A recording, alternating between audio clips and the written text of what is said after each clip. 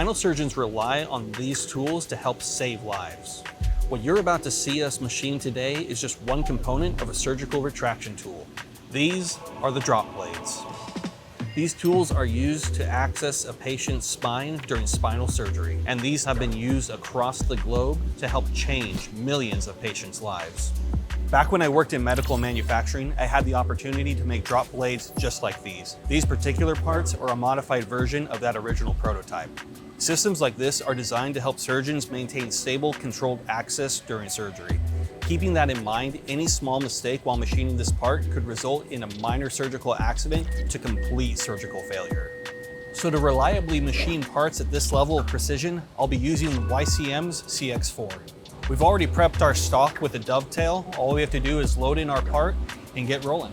So we'll be machining this part dry for camera purposes, but if you want the best surface finish, you should definitely use coolant. We're using Blazer's Synergy 735, and that gives us an absolutely perfect surface finish. Okay, we've got our stock loaded and we're ready to run our machine. Let's do it.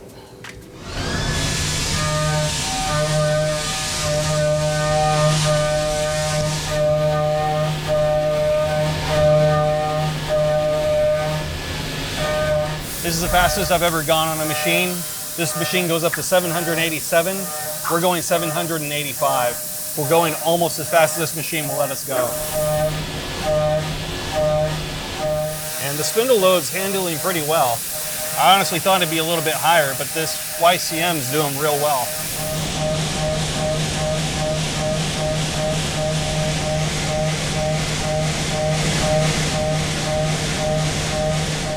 The only part I get worried about is because those chips can bind up right when you're doing small cuts inside of a pocket like that. But yeah, we're just going on the big cuts, maxing out just over 100%, up to about 115. Yeah, I'm super impressed with this machine. That fact that it could handle all those cuts, max RPM, and just going a little bit over 100% on our spindle load, that's excellent.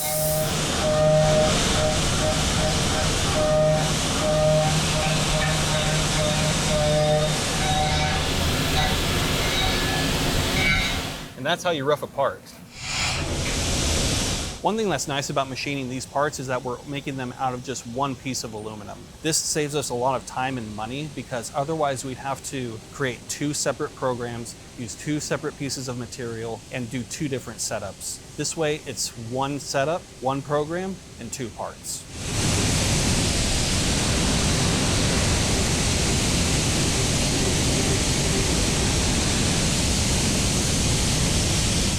So what's really cool about this part is that it actually has an angled hole going through it. And that's primarily to light the patient as they're being operated on. But when you're manufacturing that, it can be quite difficult because to get a hole going through at an angle, you have to not only pre-drill, but you have to make sure that your hole is on center so that your drill doesn't walk when it tries to cut through it. The way that we accomplished that was we used a ball nose end mill and we cut 1/4 inch deep. And using that same ball nose end mill, we made a counterbore to fit the drill so that when that drill is completely encapsulated, it will be able to find the center and keep the drill straight as it's going through the material without any issue.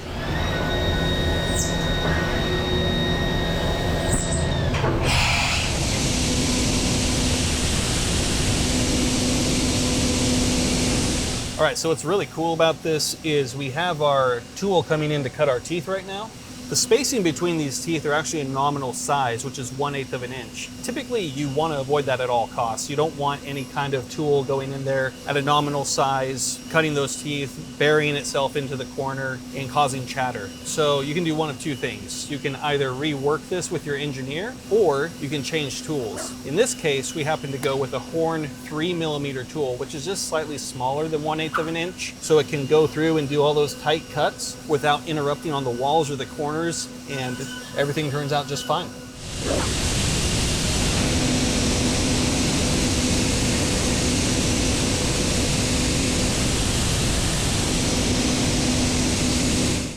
If you want to learn CAD and CAM 100% free, head over to our online academy. We have almost 800,000 people already signed up, where they're learning everything from programming 2-axis lathes all the way up to multi-axis mills. Be sure to check it out if you want to help make a difference in manufacturing. Also, if you like this machine and you want to pick up one just like it, be sure to head over to our website or contact Keith at titansofcnc.com. Unlike other parts for different industries, if you're making medical parts, the tolerances can be as tight as 2 microns. To give a little perspective, that's almost 40 times smaller than a human hair.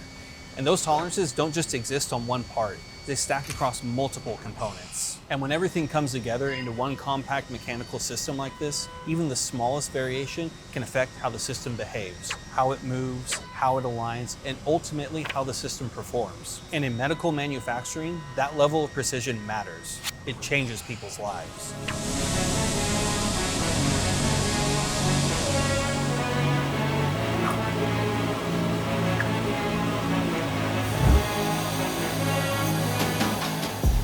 So normally after we're done machining these parts, they'll go out for color anodized. One set will be colored differently from another set based on their size. After the part comes back from outside processing, it'll be assembled into a kit where it'll live in a hospital and help to save lives. If you like the video and you want to see more videos like this, be sure to subscribe to keep up to date with all of our future content. Thanks for watching and have a good one.